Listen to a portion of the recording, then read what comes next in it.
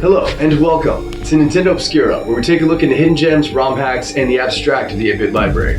My name is Brandon, and I will be your tour guide. Today, we are taking a deep dive into not a ROM hack, but a completely remade overhaul of Castlevania 2 Simon's Quest for the Nintendo Entertainment System. A classic to be sure. Roll the tape.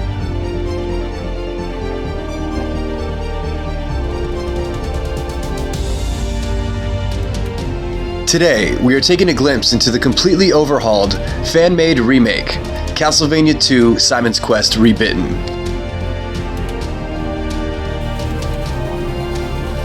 Castlevania 2 Simon's Quest was released a year after the first Castlevania in 1987 for the Famicom in Japan, and in 1988 in North America for the Nintendo Entertainment System.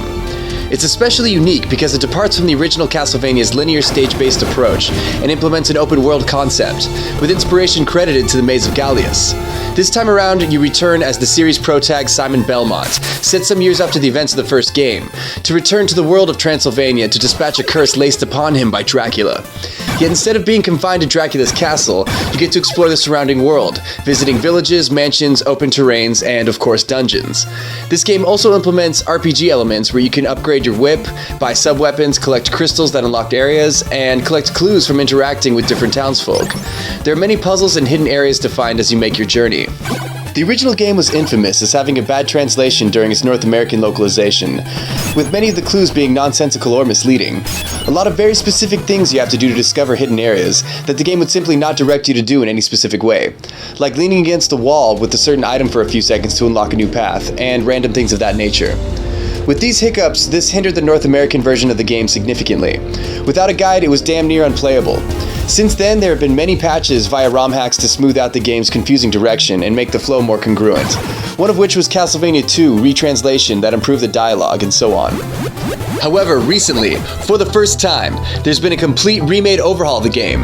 Not a ROM hack, but a remaster of sorts made for the PC by indie developer Ed Findlay, known as Castlevania 2 Simon's Quest Re-Bitten. He's lifted all of the game's assets from the sprites to the music and mechanics and repolished them for a new age. This awesome, lush, colorful game has finally been realized in HD widescreen. The color palette brings a vibrance that makes the NES version seem almost muted in comparison. The spectrum of the color wheel juxtaposition is gorgeous and complements the range very well, making each area feel individualized with its own unique pop. The HUD has been modified to streamline gameplay to a noticeable degree, where you no longer need to open the sub-menu to equip different crystals that unlock different paths, as they simply work automatically when you have them in your inventory. The day and night cycle is also tracked with a cool little sundial icon that's been added, and the game isn't interrupted every time night falls or dawn rises, which can get obnoxious. Simon also seems to have added frames to his sprite's walking animation, and Ed even added a cool new shield sprite that completely replaced the original, which you actually need to activate this time around by pressing the R trigger on a Super Nintendo controller to use, completely changing the dynamic of gameplay, as you need to block at the right time to deflect projectiles, as opposed to the shield always being equipped once you get it in the original game. This remake not only fixes the dialogue to make the clues and direction more viable, but also the game itself just feels more fluid, maintaining the pixel aesthetic and chiptune sound design while holding a flow that evokes the more modern indie pixel games of today that elevate and modernize the classic style. Speaking of the music, this remake doesn't remaster the tracks, but that's hardly needed, as the music in Simon's Quest is rather timeless in itself.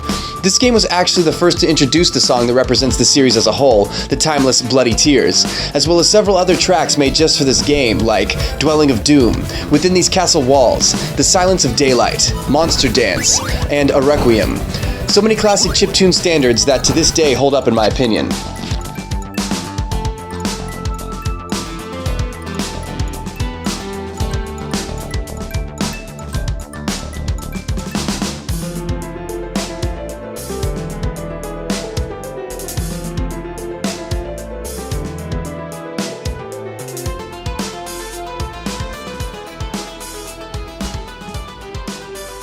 Thanks again for watching another one of my nerdy videos, and until next time, have a pleasant tomorrow.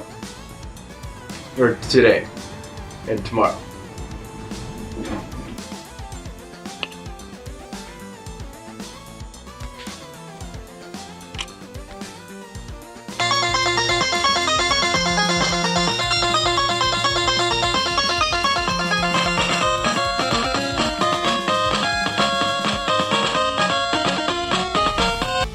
One thing I forgot to mention is Ed Findlay went out of his way to add multiplayer to the game, an actual out-of-the-box 2-player co-op mod made for a 1-player game. This is the type of underground bootleg hacks I can appreciate the most. The second player doesn't have a significant range of abilities, as you are just a little bat familiar that can shoot fireballs. However, that alone adds a new level of creative dynamic and strategy. The bat can fly anywhere and spit projectiles, helping to dispatch enemies from a distance before Simon even gets there.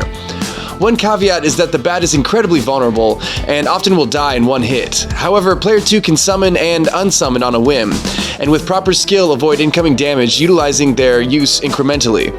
I guess he didn't want to make the game too easy, therefore he added the bat to be utilized sparingly.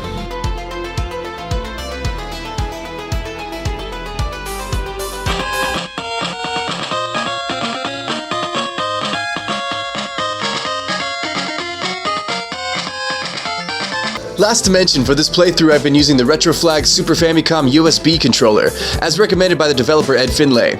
It works great for this and many other PC games, and is a cherished adornment to my Retro Controller Resurgence collection. And now, time for some fan art.